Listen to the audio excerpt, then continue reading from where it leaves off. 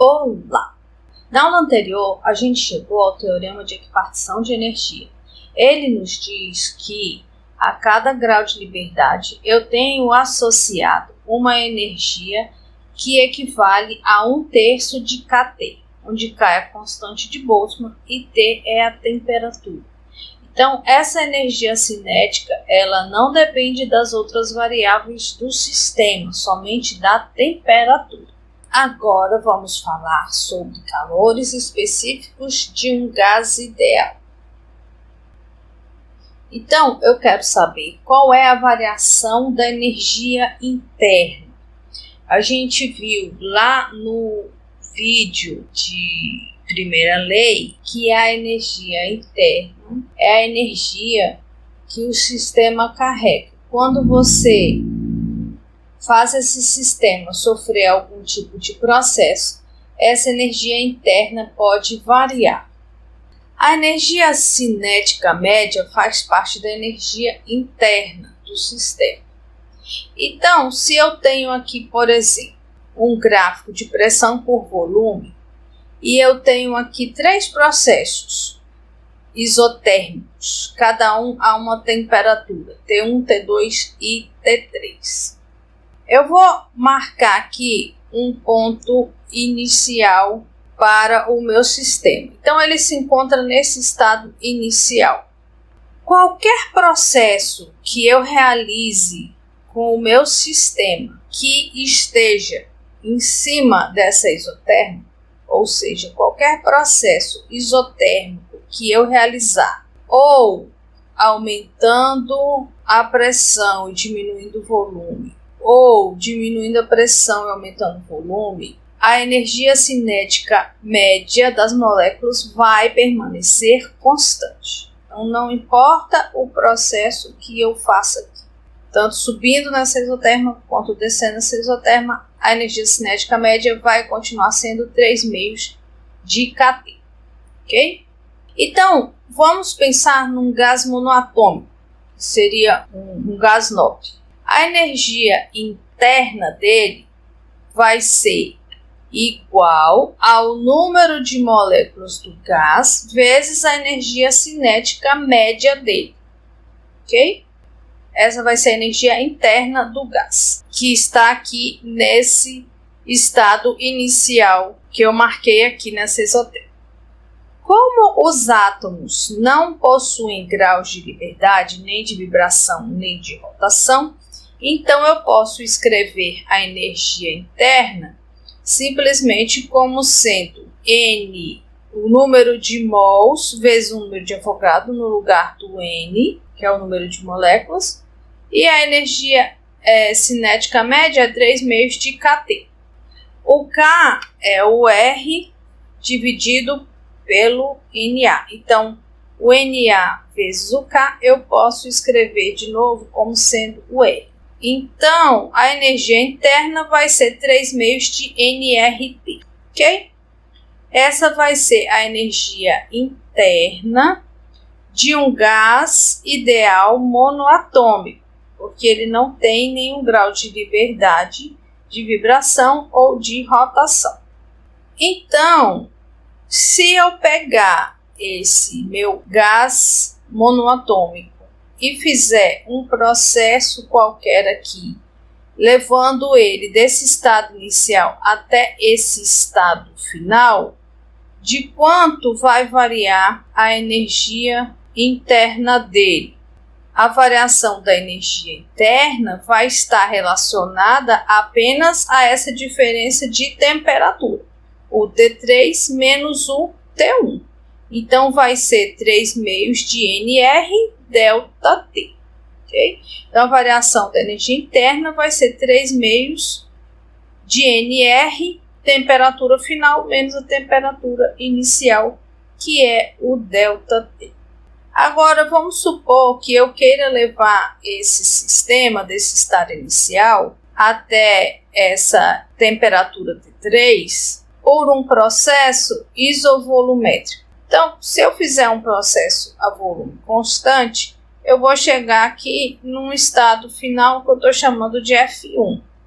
Agora, eu também posso levar esse sistema dessa temperatura T1 para a temperatura T3 através de um processo isobárico. Então, o sistema vai sair desse estado inicial I e vai chegar na isoterma T3 nesse estado final F2. Ok? Agora, a variação da energia interna só depende da temperatura. Então, qualquer caminho desses aqui, o azul, preto ou verde que eu escolher, eu vou ter exatamente a mesma variação da energia interna, porque o ΔT é o mesmo, é o T3 menos o T1 para qualquer um desses três caminhos, ou de qualquer caminho que você invente ligando a isoterma 1 na isoterma 3. Mas a primeira lei da termodinâmica diz que a variação da energia interna é o calor menos o trabalho. E também que o trabalho é diferente para cada um dos caminhos que ligam as isotermas 1 e 3. Para cada caminho que eu escolher aqui, eu vou ter um trabalho diferente. Então, como que eu consigo encontrar o calor que é necessário para levar o sistema para cada um desses estados finais? O F, o F1 ou o F2? Vamos pensar inicialmente nesse processo isovolumétrico. Eu vou pegar o sistema no estado I e vou levar para o estado final F1 através desse processo representado em azul. Eu já sei que a variação da energia interna para o sistema sair do estado I e ir para o estado F1 é 3,5 de NR ΔT, onde esse ΔT é o T3 menos o T1. Agora, para um processo isovolumétrico, a gente viu que o trabalho é zero, porque eu não tenho variação de volume. E pela primeira lei da termodinâmica, a variação da energia interna é igual ao calor. Então, para sair da temperatura T1 e subir para a temperatura T3, eu tenho necessariamente que fornecer calor para esse sistema. Então, eu vou ter que fornecer calor para conseguir aumentar essa energia interna, porque eu tenho que aumentar a temperatura. Para um objeto, a gente aumenta a temperatura através de uma quantidade de calor que é calculada como a massa, calor específico, vezes a variação de temperatura. Mas para um gás ideal, a gente pode escrever esse calor necessário para aumentar de ΔT a temperatura como N vezes o calor específico molar. Nesse caso aqui, a gente vai chamar de CV, porque eu estou fazendo um processo a volume constante. Então, é o calor específico molar a volume constante, CV. Então, se a variação da energia interna é igual ao calor, eu tenho que a variação da energia interna é igual a NCV ΔT. Mas a variação da energia interna é 3/2 de NR ΔT. Então, igualando esse cara com este cara, eu tenho NCV ΔT igual a 3/2 de NR ΔT. Então, eu acho que o CV, calor específico molar a volume constante, é 3/2 de R. Então, esse cara é uma constante. Ele vale 3/2 de R para um gás monoatômico. A gente vai ver daqui a pouquinho que se eu tiver um gás diatômico ou poliatômico, o CV vai ter um valor diferente, mas a gente vai encontrar todos eles. Então, vou guardar esse resultado aqui um pouquinho e vou pensar agora no processo de levar o meu estado inicial I para o estado final F2 através de um processo isobárico. Nesse caso, a gente vai ter que a quantidade de calor fornecida para o sistema aumentar a temperatura de T1 para T3 é igual a NCP ΔT, onde o CP é o calor específico molar a pressão constante, que vai ser diferente do CV. De acordo com a primeira lei da termodinâmica que a gente viu, a variação da energia interna é igual ao calor menos o trabalho. O trabalho num processo isobárico, a gente também já viu, que é a pressão vezes o ΔV. Então, substituindo calor e trabalho na primeira lei, eu tenho que a variação da energia interna vai ser NCP∆T menos P∆V. Mas, como a gente está tratando de um gás ideal, a gente pode usar a lei de Boyle. Então, PV é igual a nRT, P∆V é nR∆T. E a variação da energia interna é NCV∆T, independente do processo. Eu posso usar esse resultado. Então, eu vou substituir aqui e vai ficar no lugar da variação da energia interna, NCV∆T, igual a NCP∆T, e no lugar de P∆V, NR∆T. O ΔT tem em todos os termos, vai embora. O número de mols tem em todos os termos, vai embora. Então, eu acho a relação entre o CP e o CV, que é justamente o R. Então, CP menos CV é igual a R. Então, eu posso substituir o valor de CV, 3 meios de R aqui, e achar que o valor de CP é 5 meios de R. Ok? Então, o valor do calor específico molar à pressão constante para um gás monoatômico é 5 meios de R. Ok? Então, pelo teorema da equipartição de energia, eu tenho meio de nRT para cada grau de liberdade. Se eu tenho moléculas diatômicas, então eu vou ter 3 graus de liberdade relacionados com a translação, o movimento em X, em Y e em Z. Em relação à rotação, a molécula diatômica vai ter apenas 2 graus de liberdade. Por quê? Ela pode girar aqui em torno do eixo X, ela pode girar aqui em torno do eixo Z. Mas quando ela gira aqui em torno do eixo Y, que é o próprio eixo da molécula, essa rotação não vai acrescentar uma energia significativa para o sistema, porque é como o átomo girando em torno dele mesmo. Então, para a rotação, eu vou ter apenas 2 graus de liberdade associados para uma molécula diatômica. E eu vou ter também 2 graus de liberdade de vibração, que são associados com a energia cinética e a energia potencial, que faz essa molécula vibrar. Eu posso pensar como se ela tivesse aqui uma molinha, né? Energia potencial elástica, como se ela tivesse aqui uma molinha e ela estivesse vibrando. Então, eu tenho a velocidade de vibração e eu tenho energia potencial elástica associada a essa vibração. Então, para uma molécula diatômica, eu vou ter no total 7 graus de liberdade. Então, vai ser a energia interna igual a 7 vezes meio de nR∆T.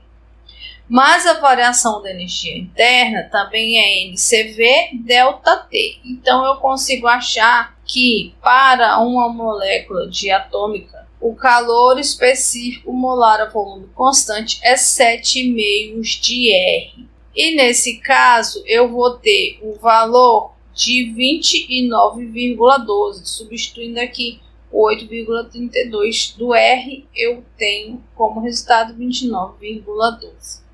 Usando a relação entre o CP e o CV, que é igual a R, eu acho que o CP é 9 meios de R. E nesse caso, o valor vai ser de 37,44. Acontece que para a molécula de H2, a gente acha experimentalmente o CV como sendo 28,8, o que nos mostra que o nosso modelo está razoável para estudar o gás hidrogênio. No entanto, o CP ele vai ter um valor muito diferente. O CP experimentalmente é 20 e aqui a gente achou 37,44. Então, esse modelo não serve para quaisquer situações. Tem bastante restrições em relação à aplicação dele, mas é um modelo muito importante, porque é a partir dele que a gente consegue estudar sistemas mais complexos. Então, por que dessa diferença aqui? Acontece que, à medida que você aumenta a temperatura do gás, você acessa esses níveis de energia. Então, por exemplo, se o gás hidrogênio está aqui abaixo de 20 Kelvin, você tem ele no estado líquido. Então, a gente vai começar aqui, acima de 20 Kelvin, que ele já está no estado gasoso. Então, de 20 Kelvin até aproximadamente 100 Kelvin, você só acessa a contribuição dos graus de liberdade de translação para a molécula de hidrogênio. À medida que você vai aumentando mais essa temperatura, chega lá entre 100 e 1000 kelvins, você acessa os graus de liberdade de rotação. Então, você vai ter energia associada à rotação dessa molécula. Mas os graus de vibração você só acessa em altas temperaturas de 1000 a 10.000 Kelvin, que é quando ele vai realmente atingir o CV igual a 7,5 de R, ok? Então, tanto o CV quanto o CP, eles vão variar de acordo com a temperatura. E essa é uma contribuição que o modelo de gás ideal não leva em consideração e que nós também não vamos levar em consideração no propósito desse curso. Então, vamos pensar na temperatura ambiente. Em torno de 300 Kelvin, uma molécula monoatômica tem 3 graus de liberdade, que são aqueles relacionados com a translação na direção de X, de Y e de Z. O CP nessa situação a gente encontrou como sendo 5,5 de R e o CV 3,5 de R. Como a gente viu para uma molécula diatômica, a gente vai ter 3 graus de liberdade associados à translação, 2 graus de liberdade associados à rotação e 2 associados à vibração, o que nos dá 7 graus de liberdade. Então, o CP é 7,5 de R e o CV 5,5 de R. Para uma molécula poliatômica, a gente vai ter os 3 graus de liberdade de translação, mas a gente vai ter 3 graus de liberdade de rotação. E continuamos tendo 2 graus de liberdade de vibração. Então, o CP vai ser 4R, porque eu tenho agora 8 graus de liberdade. E o CV vai ser, então, 3R, ok? Quando a gente compara esses resultados a resultados experimentais, a gente pode concluir que para os gases nobres, o resultado é muito bom e para gases diatômicos e poliatômicos, o resultado não é tão bom. Mas se a gente utilizar esse gás numa concentração muito baixa, os resultados tendem a ser melhores, ok? Agora, vamos pensar em processos adiabáticos. Os processos adiabáticos são aqueles em que eu não tenho troca de calor, Se eu não tenho troca de calor, de acordo com a primeira lei da termodinâmica, eu tenho que a variação da energia interna do sistema é igual a menos o trabalho.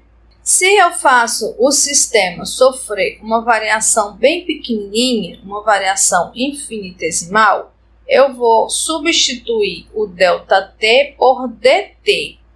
Então, eu vou ter uma variação de interno na energia interna e isso vai ser igual a NCV dt. O ΔV eu também vou substituir por um dV. E o trabalho pequenininho dW vai ser igual a P dV. Como a variação da energia interna tem que ser igual a menos o trabalho, a gente pode igualar essas duas multiplicando o trabalho por menos 1. Então, vai ficar NCV dt igual a menos P dV. Então, isolando o dt, eu vou ter que o dt é menos P dV dividido por NCV. Agora, pensando na lei de Boyle, a gente pode diferenciar os dois lados dessa equação. Do lado de cá, se eu derivar em relação à temperatura, eu vou ter a pressão constante, dV dt, e depois eu faço o volume constante, dP dt. E do lado de cá fica nr dt dt. Então, eu posso escrever essa diferenciação como sendo P dV, mantendo a pressão constante, diferenciando dV, e depois mantenho o V constante, diferenciando a pressão, VdP, igual a nr dt. Agora eu vou substituir esse dt aqui e vou encontrar P dV mais VdP igual a nr menos PdV dividido por NCV, ok? Mas o R, a gente já sabe que ele pode ser escrito como sendo o CP menos o CV. Então, eu vou substituir ele aqui, vai ficar NCP menos CV. Mas eu vou também dividir os dois lados dessa equação por P vezes V. Então, aqui vai ficar PdV dividido por PV, o P corta, então fica dV dividido por V. VdP dividido por PV, o V corta, vai ficar dP dividido por V. E do lado de lá vai ficar, o N morreu com esse N, então vai ficar no lugar de R, CP menos o CV dividido pelo CV. E quando eu divido PdV por PV, sobra só o V embaixo. Então vai ficar dV dividido por V mais dP dividido por P igual a menos CP menos CV dividido por CV, dV dividido por V. Agora, eu vou definir a constante gama como sendo o CP dividido pelo CV.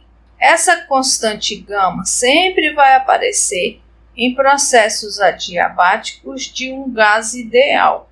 Então, fazendo CP dividido por CV igual a gama e CV dividido por CV igual a 1, e multiplicando por esse menos 1 que está aqui do lado de fora, eu vou escrever essa razão como sendo 1 menos gama.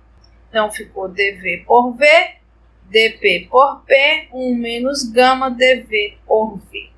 Agora, passando tudo isso para o lado de cá, o 1 vem para cá negativo. Então, vai ficar menos dV dividido por V mais dV dividido por V, morre com esse daqui. E o gama dV dividido por V vem para cá positivo.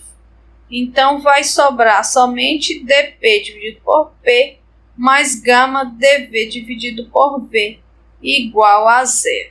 Fazendo, então, a integral dos dois lados dessa equação, eu vou ter a integral de dp dividido por p é ln de p, e a integral de dv dividido por v é ln de v. E a integral de zero é uma constante. Então, eu tenho como resultado que ln de p mais gama ln de v tem que ser constante. Mas eu posso escrever gama ln de v como sendo ln de v elevado a gama.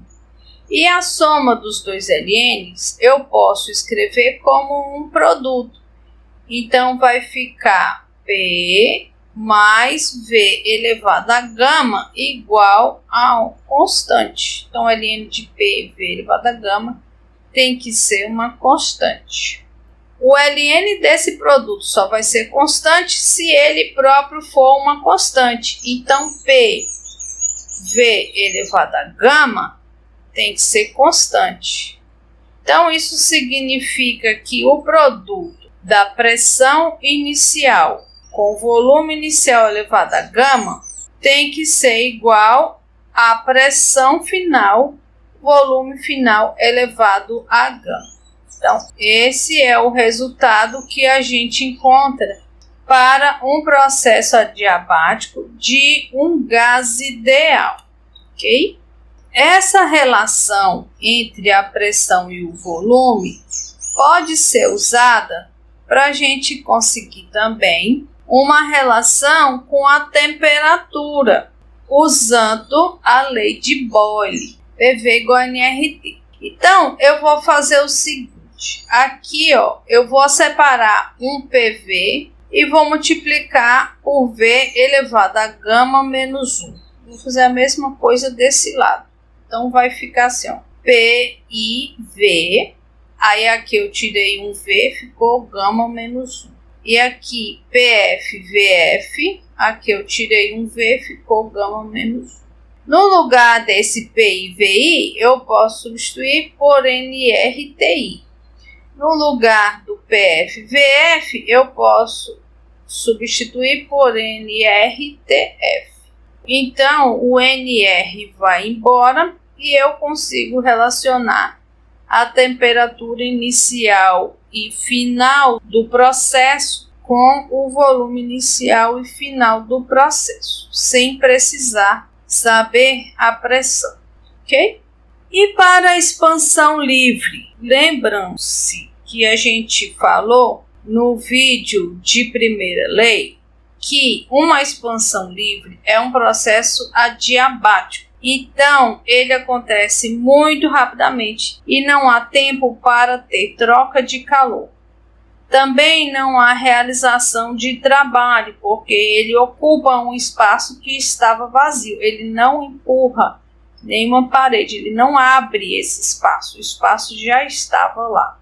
E pela primeira lei da termodinâmica, a variação da energia interna tem que ser nula, já que não tem troca de calor e nem realização de trabalho. A variação da energia interna de um gás ideal é 3 meios de NR delta T, que também vai ter que ser igual a zero, já que a variação da energia interna é nula. Então, eu não tenho variação de temperatura. Temperatura inicial tem que ser igual à temperatura final. Pela lei de Boyle, PV igual a nRT, então eu vou ter que a pressão vezes o volume iniciais tem que ser igual à pressão e o volume finais, já que a temperatura é igual, eu não posso ter variação de temperatura, ok? Então, PI e VI é igual a PF e VF para uma expansão livre. Com isso, encerramos o assunto de gases ideais. Os últimos assuntos referentes ao conteúdo de termodinâmica são entropia, segunda lei e máquinas térmicas, que veremos nos próximos vídeos.